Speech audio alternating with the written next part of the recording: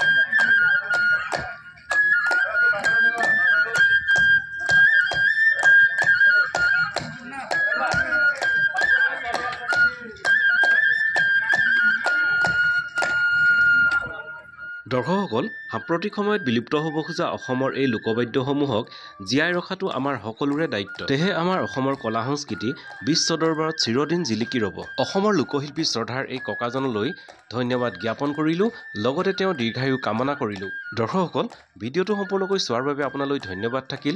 ভিডিঅ'টো চাই কেনে পালে কমেণ্ট বক্সত নিশ্চয় জনাব, লগতে লাইক, শ্বেয়াৰ আৰু চেনেলটো ছাবস্ক্ৰাইব কৰিবলৈ নাপাহৰিব। Thank U.